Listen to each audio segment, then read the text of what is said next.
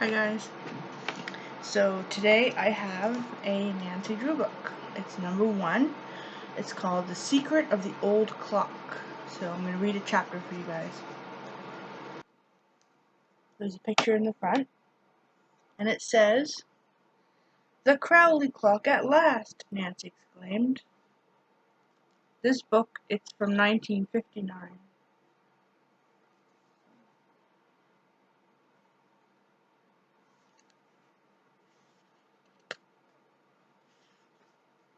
Chapter 1.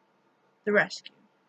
Nancy Drew, an attractive girl of 18, was driving home along a country road in her new dark blue convertible.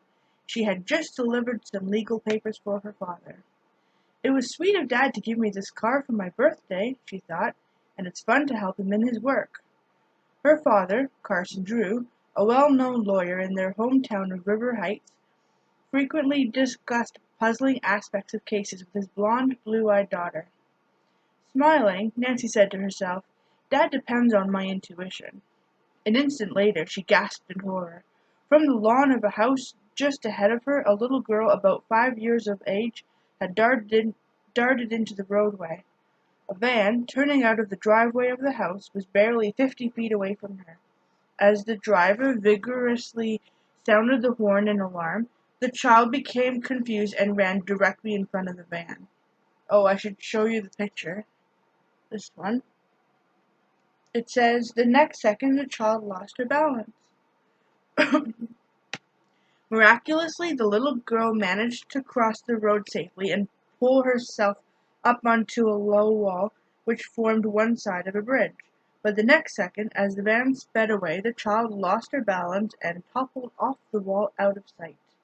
"Oh my goodness!" Nancy cried out, slamming on her brakes.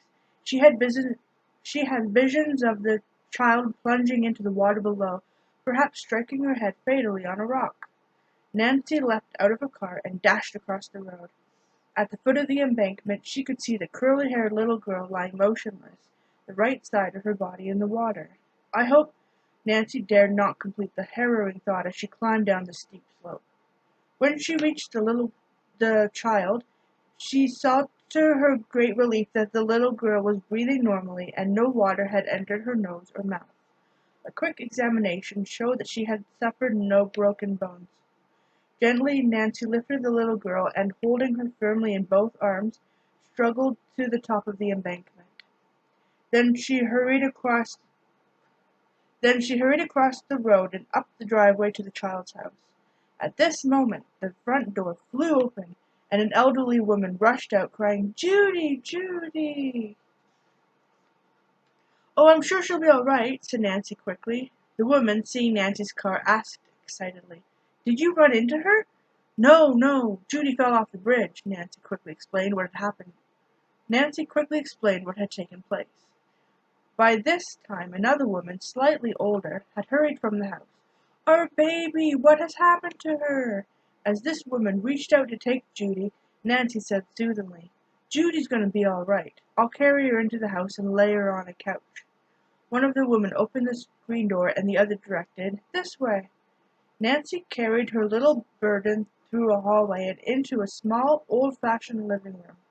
As soon as she laid the child on the couch, Judy began to murmur and turn her head from side to side. "I believe she'll come to in a few minutes," said Nancy. The two women watched Judy intently as they introduced themselves as Edna and Mary Turner, great-aunts to the little girl. "Judy lives with us," explained Edna, the older sister. "We're bringing her up."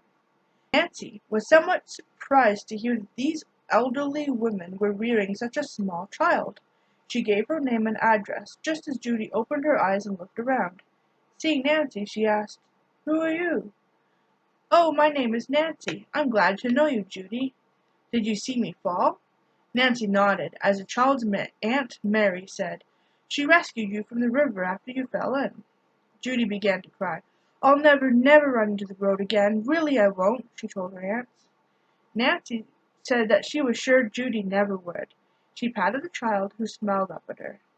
Although Nancy felt that Judy would be all right, she decided to stay a few minutes longer to see if she would to see if she could be of help. The child's wet clothes were removed and a robe put on her. Mary Turney started for the kitchen door. I'd better get some medication and wet compresses for Judy. She's getting a good-sized lump on her head. Nancy, will you come with me? She led the way to the kitchen and headed for a first aid cabinet, which hung up on the wall. I want to apologize to you, Nancy, for thinking that you hit Judy, the woman said. I guess Edna and I lost our heads. You see, Judy is very precious to us. We brought up her mother, who had been an only child, and was orphaned when she was a very little girl. The same thing happened to Judy. Her parents were killed in a boat explosion 3 years ago. The poor little girl has no close relatives except Edna and me. Judy looks very healthy and happy, Nancy said quickly, so I'm sure she must love it here. Mary smiled. Well, we do the best we can on our small income. Sometimes it just doesn't suffice, though. We sold some old furniture to the two men in the van that you saw. I don't know who they were, but I guess the price was all right. Mary Turner's thoughts went back to little Judy. She's so little now that Edna and I are able to manage with our small income, but we worry about the future.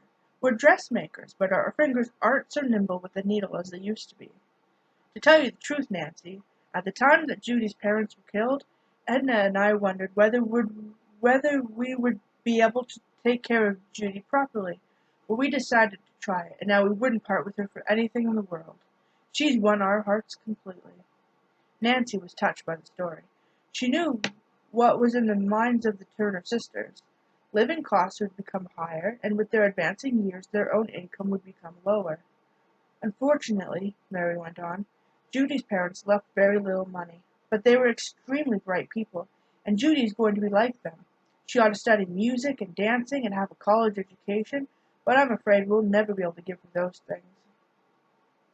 Nancy said reassuringly, Judy may be able to win a scholarship or get other financial aid.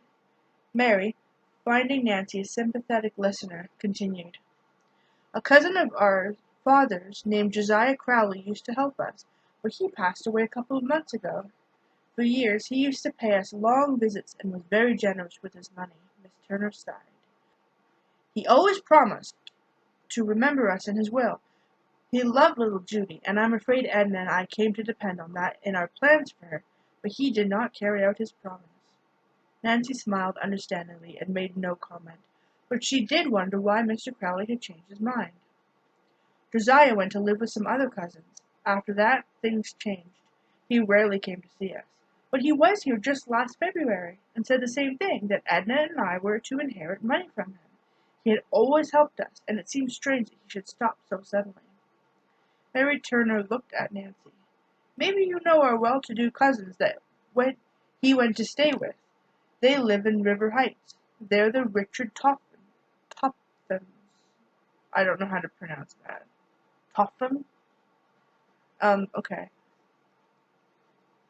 Do they have two daughters named Ada and Isabel? Nancy asked. If so, I know them. That's the family all right, replied Mary. Nancy detected a hint of coolness in the woman's voice.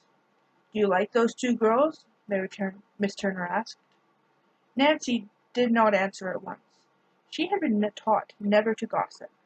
But finally she said tactfully, Ada and Isabel were in high school with me.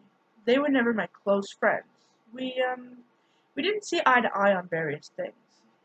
By this time, Mary Turner had selected a few items from the first aid chest. Now she went to the refrigerator for some ice cubes.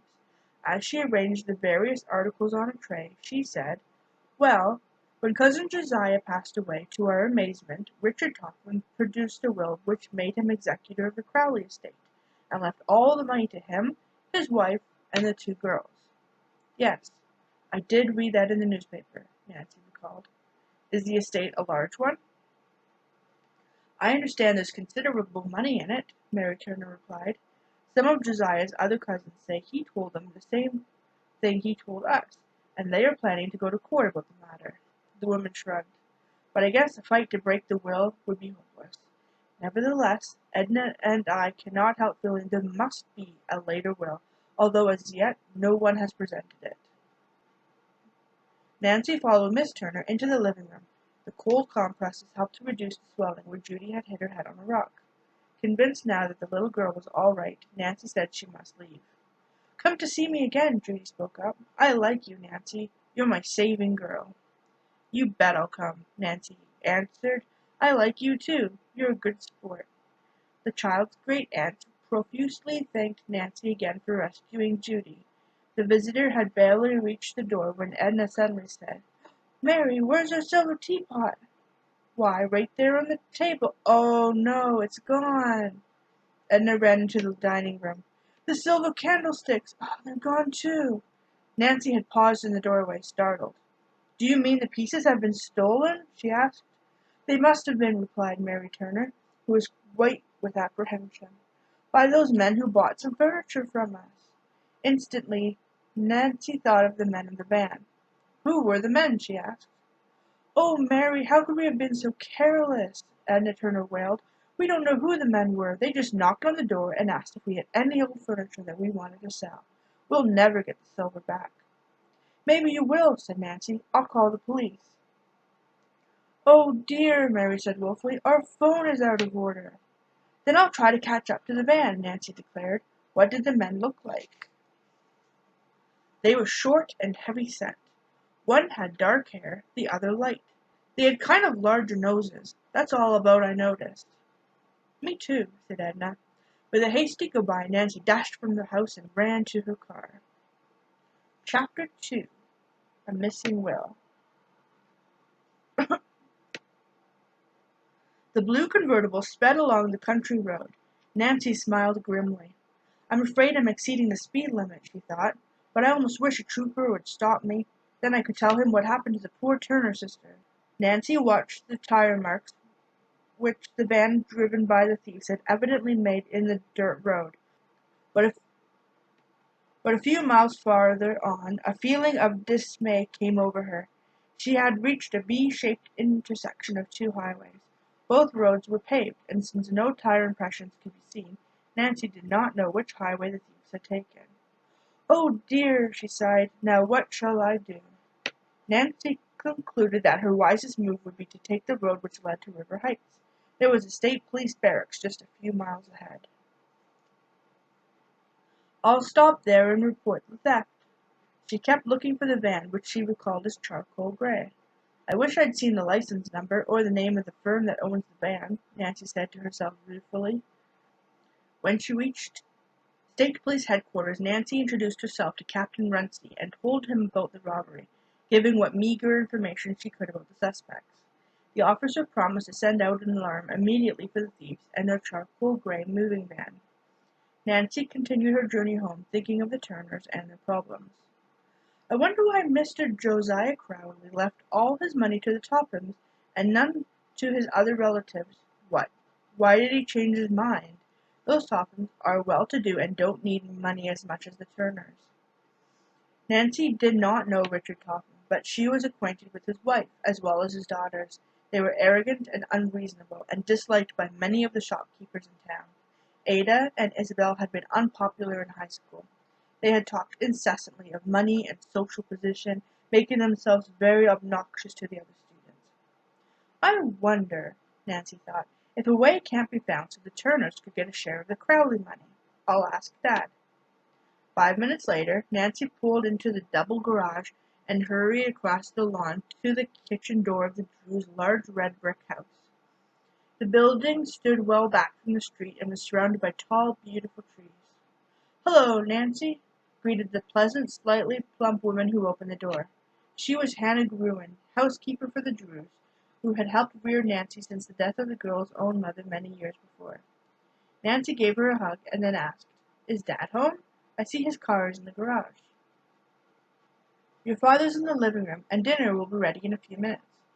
Nancy went to say hello to her tall, handsome father, and then hurried to wash her hands and comb her hair before the three who formed the Drew household sat down to dinner.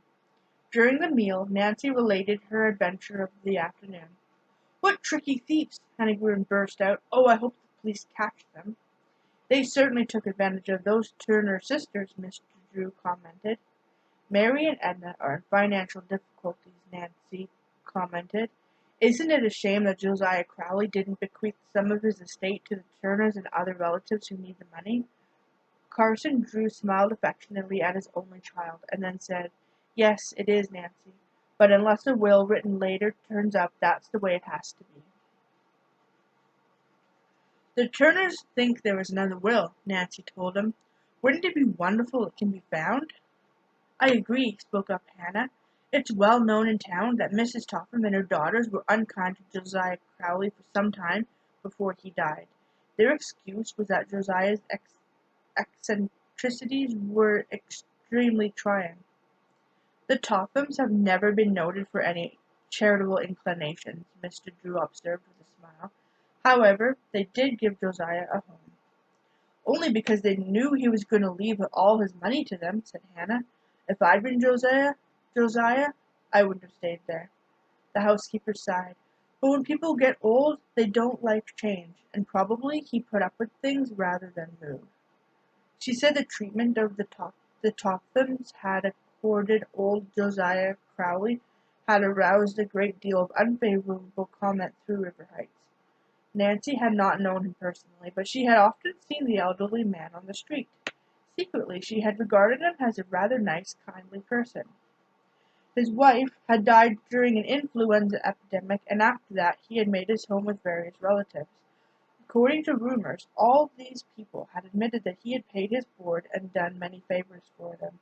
They in turn had been very kind to him, and though poor themselves, had tried to make Josiah Crowley comfortable and happy.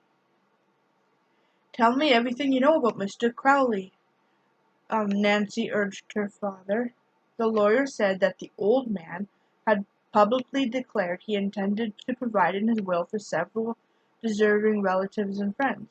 Then, 3 years before his death, the Topham family, who had never shown any interest in him, had experienced a sudden change of heart. They had begged Josiah Crowley to make his home with them, and at last he had consented. Shortly after he moved into the Topham house, Mr. Drew was told that the old man had decided to leave all his money to them. Mr. Crowley, though failing in health, maintained a firm grip on life, but as time went on he became more and more unhappy.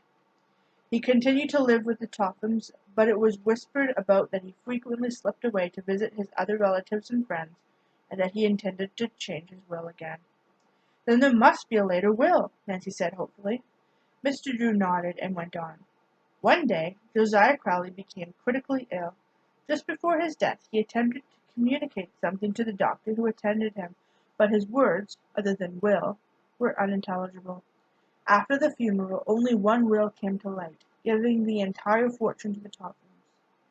Dad, do you suppose Mr. Crowley was trying to tell the doctor something about another will which he had put some place where the Tophams couldn't find it?" Nancy asked. "Very likely," the lawyer replied. "Probably he intended to leave his money to relatives who had been kind to him, but fate cheated him of the opportunity." "Do you think anybody has looked for another will?" Nancy questioned. "I don't know, but I'm sure of this. If another will shows up, Richard Topham will fight it. The estate is a considerable one, I understand, and they aren't the kind of people to share good fortune." "Can't the present will be contested?" Nancy asked. "I hear that the other relatives have filed a claim, declaring that they were told another will had been made in their favor, but unless it is located I doubt that the matter will ever go further." "But the Tophams don't deserve the fortune," Hannah Gruen remarked, "and besides, they don't need the money. It doesn't seem fair." "It may not seem fair, but it is legal," Mr. Drew told her, "and I'm afraid nothing can be done about the situation." "Poor Judy and her aunts," said Nancy. "There are others affected in the same way," her father remarked. "For instance, 2 young women who live on the river road. I don't know their names. I understand they were not related to Mr. Crowley, but they were great favourites of his. They are having a struggle, and could use some extra money." Nancy lapsed into silence. She felt strongly that a mystery lurked behind the Crowley case. "Dad, don't you believe Josiah Crowley made a second will?" Nancy questioned suddenly. "You sound like a trial lawyer, the way you cross-examined me," Mr. Drew protested. but with evident enjoyment. To tell you the truth, Nancy, I don't know what to think, but something did happen which might indicate that Mr. Crowley at least intended to make another will. Please go on, Nancy begged impatiently. Well, one day, nearly a year ago, I was in the First National Bank when Crowley came in with Henry Rolstead. The attorney who specializes in wills and other estate matters? Nancy inquired. Yes. I had no intention of listening to their conversation, but I couldn't help but overhearing a few words that made me think that they were discussing a will. Crowley made an appointment to call at Rolstead's office the following day. Oh, cried Nancy excitedly, that looks as though Mr. Crowley had made a new will, doesn't it? Well, why didn't Mr. Rolstead say something about it at the time of Mr. Crowley's death? For one of many reasons, Mr. Drew replied. In the first place, he may never have actually drawn a new will for Mr. Crowley, and even if he had, the old man might have changed his mind again and torn it up. Before Nancy spoke again, she finished the delicious apple pudding which Hannah had made. Then she looked thoughtfully at her father. Dad, Mr. Rolstead is an old friend of yours, isn't he? Yes, an old friend and college classmate. Then won't you please ask him if he ever drew up a will for Mr. Crowley, or knows anything that might solve this mystery? That's a rather delicate question, young lady. He may tell me that it's none of my business. You know he won't. You're such good friends, and he'll understand why you're taking a special interest in this case. Will you do it, please? I know you like to help people who are in trouble, her father said. I suppose I could invite Mr. Rolstead to have dinner with me tomorrow. Oh, wonderful, Nancy interrupted eagerly. That would be a splendid opportunity to find out what he knows about a later will. All right, I'll try to arrange a date. How about joining us? Nancy's face lighted up, and as she said, Oh, thank you, Dad, I'd love to. I hope it can be tomorrow, so you won't have to waste any time trying to find another will. Mr. Drew smiled. We? He said. You mean you might try to find a hidden will if Mr. Crowley wrote one? I might. Nancy's eyes sparkled in anticipation. Wow. Chapter 3. Got writing all over it, though. An unpleasant meeting. What are your plans for this morning, Nancy? Her father asked at the breakfast table. Oh, I thought I'd do a little shopping, she replied. Her eyes twinkled. There's a dance coming up at the country club, and I'd like to get a new dress. Then will you phone me about lunch, or better still, how about eating with me whether Mr. Rolstead comes or not? Oh, I'll be there, Nancy declared gaily. All right, drop in at my office about 12:30. If Mr. Rolstead does accept my invitation, we'll try to find out something about Josiah Crowley's wills. Mr. Drew pushed back his chair. I must hurry now, or I'll be late getting downtown. After her father had left, Nancy finished her breakfast and then went to the kitchen to help Hannah Gruen, who had already left the table. Any errands for me? Nancy asked. Yes, dear, here's a list, the housekeeper replied, and good luck with your detective work. Hannah Gruen gazed at the girl affectionately for several thoughts raced through her mind. In school, Nancy had been very popular and had made many friends, but through no fault of her own she had made two enemies, Ada and Isabel Topham. This worried Hannah. The sisters, intensely jealous of Nancy, had tried to discredit her in positions she had held in school, but loyal friends had always sprung to Nancy's defense. As a result, Ada and Isabel had become more unpleasant than ever to Nancy. Thanks for your encouragement, she said to Hannah a little later, giving her a hug. Whatever you do, Nancy, beware of those Topham sisters. They'd only be too happy to make things difficult for you. I promised to be on my guard. Before leaving the house, Nancy phoned the Turners. She was glad to hear that Judy had suffered no ill effects from her fall, but she was disappointed that the police had found no clue to the thieves who had stolen the silverware. Please let me know if you learn anything, Nancy said, and Edna promised to do so. Becomingly dressed in a tan cotton suit, Nancy set off in her convertible for the shopping district. She drove down the boulevard, and upon reaching the more congested streets, made her way skillfully through heavy traffic and then pulled into a parking lot. I think I'll try Taylor's department store first for a dress, she decided. Taylor's was one of River Heights' finest stores. Nancy purchased several items for Hannah on the main floor and then went directly to the Mrs. Waring apparel section on the second floor. Usually Nancy had no trouble finding a sales clerk, but this particular morning seemed to be an especially busy one in the department, and an extra rush of customers had temporarily overwhelmed the sales force. Nancy sat down in a convenient chair to await her turn. Her thoughts wandered to the Turner sisters and to little Judy. Would she be able to help them? She was suddenly brought out of her reverie by loud-voiced complaints. "We've been standing here for 10 minutes," a shrill voice declared. "Send a saleswoman to us immediately." Nancy turned to see Ada and Isabel Topham speaking to the floor manager. "I'm afraid I can't," the man replied regretfully. "There are a number of others ahead of you. All our salespeople are—" "Perhaps you don't know who we are?" Ada interrupted rudely. "Indeed I do," the floor manager told her wearily. "I will have the saleswoman here in a few moments, if you will only wait." "We're not accustomed to waiting," Isabel Topham told him icily. "Such service," Ada chimed in. "Do you realize that my father owns considerable stock in Taylor's? If we report your conduct to him, he could have you discharged." "Oh, I'm sorry," the harassed man apologized, "but it is a rule of the store you must await your turn." Ada tossed her head, and her eyes flashed angrily. This did nothing to improve her looks. In spite of the expensive clothes that she wore, Ada was not attractive. She was very thin and sallow, with an expression of petulance. Now that her face was distorted with anger, she was almost ugly. Isabel, the pride of the Topham family, was rather pretty, but her face lacked character. She had acquired an artificially elegant manner of speaking which, although irritating, was sometimes amusing.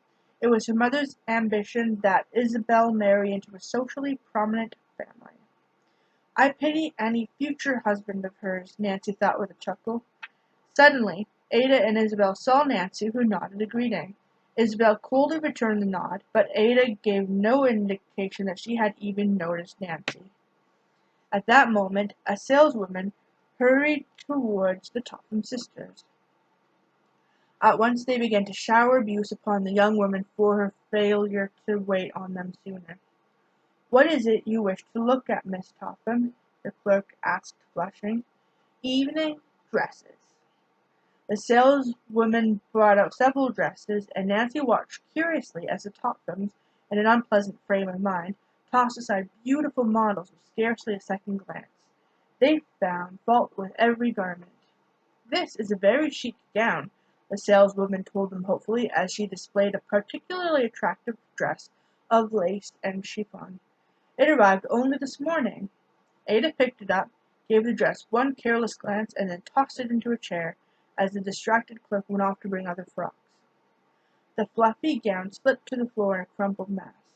To Nancy's horror, Ada stepped on it as she turned to examine another dress. In disgust, Nancy went to pick it up. "Leave that alone," Ada cried out, her eyes blazing. "Nobody asked you for your help." "Are you buying this?" Nancy asked evenly. "It's none of your business." As Nancy continued to hold the dress, Ada, in a rage, snatched it from her hands, causing a long tear in the chiffon skirt. "Oh!" Isabel cried out. "Now you've done it. We'd better get out of here, Ada." "And why?" her haughty sister shrilled. "It was Nancy Drew's fault. She's always making trouble." "It was not my fault," Nancy said. "Come on, Ada," Isabel urged, "before that clerk gets back." Reluctantly, Ada followed Isabel out of the department. As they rushed towards a waiting elevator, Nancy gazed after them. At this moment, the saleswoman reappeared with an armful of lovely frocks. She stared in bewilderment at the torn dress. "Where did my customers go?" she asked Nancy worriedly. Nancy pointed toward the elevator but made no comment. Instead, she said, "I'm looking for an evening dress myself. This torn one is very pretty. Do you think it could be mended?" "Oh, I don't know," the woebegone clerk wailed. "I'll probably be held responsible, and I can't afford to pay for the dress." "Oh, I'm sure tailors wouldn't ask you to do that," Nancy said kindly. "If there's any trouble, I'll speak to the manager myself. What usually happens is that a dress is greatly reduced." "Oh, thank you," the nurse replied. "I'll call Miss Reed, the fitter, and just see what can be done." "First, let me try on the dress," Nancy said, smiling. They found a vacant fitting room, and Nancy took off her suit and blouse. Then she slipped the lovely pale blue dance creation over her head, and the saleswoman zipped it up. "Oh, it's darling on you," she said enthusiastically. Nancy grinned. "I kind of like myself in it," she said. "Please call the fitter now." Presently Miss Reed, a gray-haired woman, appeared. Within seconds she had made a change in an overlap of the chiffon skirt. The tear was no longer visible, and the style of the dress was actually improved. "I told our manager what happened," said the saleswoman. "If you want the dress, he will reduce the price by 50%. "Oh, how wonderful!" Nancy exclaimed. Laughing, she said, "That price will fit into my budget nicely. I'll take the dress. Please send it." She gave her name and address. To herself, she added, "Ada Topham did me a favor, but if she ever finds out what happened, she'll certainly be burned up." Nancy suppressed a giggle. "It's been a real pleasure waiting on you, Miss Drew," the saleswoman said after Miss Reed left and Nancy was putting on her suit. "But how I dread to see those Topham sisters come in here. They're so unreasonable, and they'll be even worse when they get Josiah Crowley's money." The woman lowered her voice. "The estate hasn't been settled, but the girls are counting on the fortune already. Last week I heard Ada say to her sister, 'Oh, I guess there's no question about our getting old Crowley's fortune, but I wish father would stop worrying that someone's going to show up with a later will which may do us out of it.'" Nancy was too discreet to engage in gossip with the saleswoman.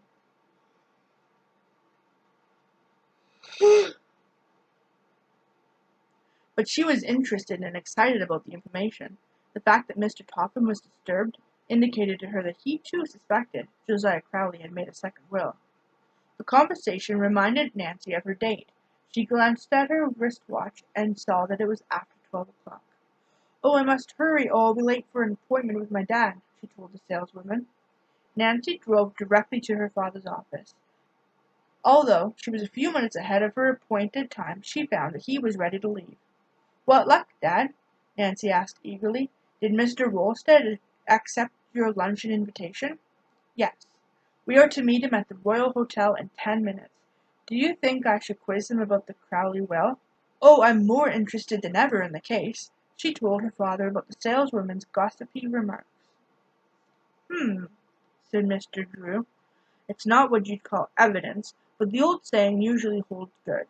Where there's smoke, there's fire. Come on, let's go." The Royal Hotel was located less than a block away, and Nancy and her father quickly walked the distance. Mr. Rolstead was waiting in the lobby. Carson Drew introduced his daughter, and then the three made their way to the living room, where a table had been reserved for them. At first, the conversation centered about a variety of subjects. As the luncheon progressed, the two lawyers talked enthusiastically of their college days together, and finally of their profession. Nancy began to fear that the subject of the Crowley estate might never be brought up. Then after the dessert course, Mr. Drew skilfully turned the conversation into a new channel and mentioned some strange cases which he had handled. "By the way," he said, "I haven't heard the details of the Crowley case. How are the Tophams making out? I understand other relatives are trying to break the will." For a moment Mr. Rolstead remained silent. Was he reluctant to enter into a discussion of the matter? Nancy wondered. Finally the lawyer said quietly, "The settlement of the estate wasn't given to me, Carson, but I confess I followed it rather closely because of something that happened a year ago. As the present will stands, I do not believe that it can be broken." "Then the Tophams fall heir to the entire estate," Mr. Drew commented. "Yes, unless a more recent will is uncovered." "Another will?" Carson Drew inquired innocently. Then you believe Crowley made a second one? Mr. Volstead hesitated, as though uncertain whether or not he should divulge any further information. Then, with a quick glance about, he lowered his voice and said, "Of course, this is strictly confidential."